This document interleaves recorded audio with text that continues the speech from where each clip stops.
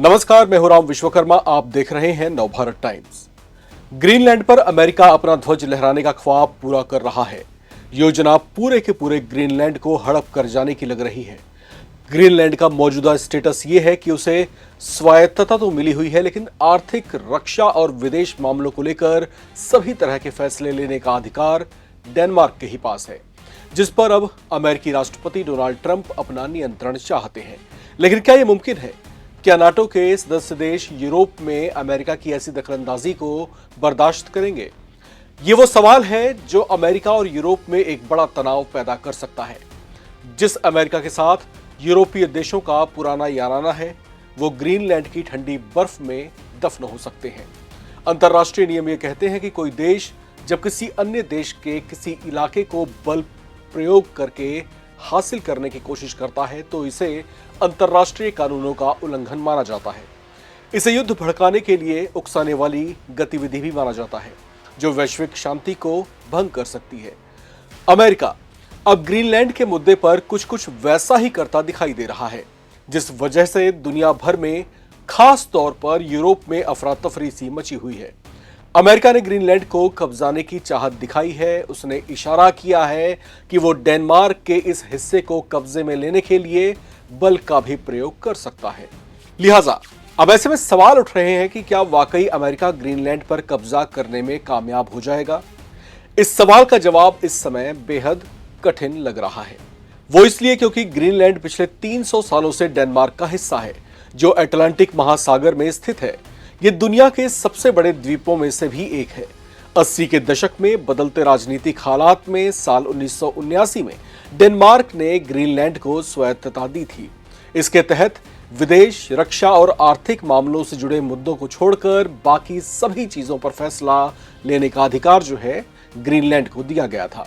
Denmark NATO का हिस्सा है, जिस वजह से ग्रीनलैंड को भी इस संधि के तहत सुरक्षा मिली हुई है। CIA वर्ल्ड फैक्ट बुक और वर्ल्ड बैंक के मुताबिक ग्रीनलैंड में 57,000 लोग रहते हैं, जिसमें सबसे बड़ी आबादी यहाँ के मूल निवासियों की है। यहाँ 88% लोग ग्रीनलैंड के मूल निवासी हैं, जिनके बाद डेनिश नागरिक, अन्य नॉर्डिक देशों के नागरिक और कुछ संख्या अन्य मुल्कों के लोगों की भी है। ग्रीनलैंड की GDP 3.33 अरब डॉलर के आसपास है। यहाँ का प्रति व्यक्ति GDP 58,499 अमेरिकी डॉलर है, जो दिखाता है कि ग्रीनलैंड के लोग काफी अमीर हैं। अमेरिका के राष्ट्रपति डोनाल्ड ट्रंप बार बार ये कहते हुए आए हैं कि ग्रीनलैंड को कब्जाना अमेरिकी राष्ट्रीय सुरक्षा के लिए जरूरी है। ट्रंप ने कहा, अगर हम ऐसा नहीं करते हैं तो फिर रूस और चीन ऐसा करेंगे। नाटो के सहयोगी देशों ने यह भी चेतावनी दी कि ग्रीनलैंड पर कब्जा करने के लिए अमेरिकी सैन्य बल का इस्तेमाल, जिसे ट्रंप ने अभी तक खारिज नहीं किया है, दशकों पुराने ट्रांस अटलांटिक गठबंधन को खतरे में डाल सकता है। ऐसे में आइए उन 3 वजहों के बारे में जानते हैं जिनके लिए अमेरिका ग्रीनलैंड को अपना हिस्सा बनाना चाहता है। ग्रीनलैंड यूरोप और उत्तर अमेरिका के बीच स्थित है।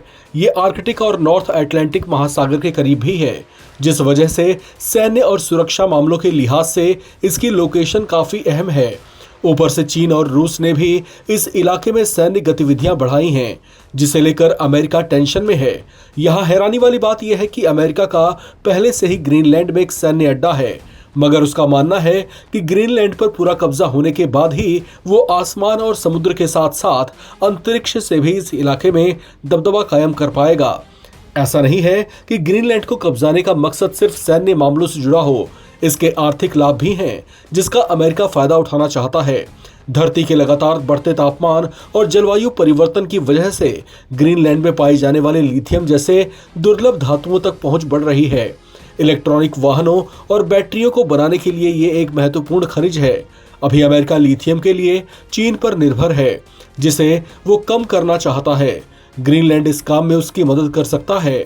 ग्रीनलैंड में लिथियम के अलावा तेल और गैस के भी अपार भंडार बताए जाते हैं। ग्रीनलैंड में चारों तरफ बर्फ की चादर बिछी हुई है, जो द्वीप के लगभग 80% हिस्से को कवर करती है। बढ़ते तापमान की वजह से यहाँ तेजी से बर्फ पिघल रही है। ऐसा होने से आने वाले वक्त में आर्कटिक व्यापार मार्ग तक पहुंच आसान हो जाएगी। इसमें उत्तर पूर्व और उत्तर पश्चिम मार्ग भी शामिल हैं। इससे एशिया, यूरोप और उत्तरी अमेरिका के बीच छोटे और जल्दी पहुंच वाले व्यापार मार्ग खुल सकते हैं। ये ग्रीनलैंड को एक अंतर्राष्ट्रीय समुद्री केंद्र के रूप में स्थापित कर सकता है। अमेरिका का अगर ग्रीनलैंड पर कंट्रोल होगा तो वो इन मार्गों पर भी नियंत्रण रख पाएगा। लिहाजा अमेरिका के लिए ग्रीनलैंड किसी स्ट्रेटेजिक पॉइंट से कम नहीं है, जहां पर कब्जे का मतलब उसके लिए भविष्य के बहुत सारे दरवाजे खुल सकते हैं। लेकिन ऐसा होते हुए शायद नाटो के सदस्य देश देखना नहीं चाहते, लिहाजा उनकी ओर से अमेरिका का पुरजोर विरोध शुरू हो चुका है। आगे ये विरोध कहां तक जाता है? क्या अमेरिका अपने मकसद में कामयाब हो पाता है या फिर नाटो के दबाव में आ जाता है? ये तमाम वो सवाल हैं जो इस समय पूरे विश्व में गूंज रहे हैं।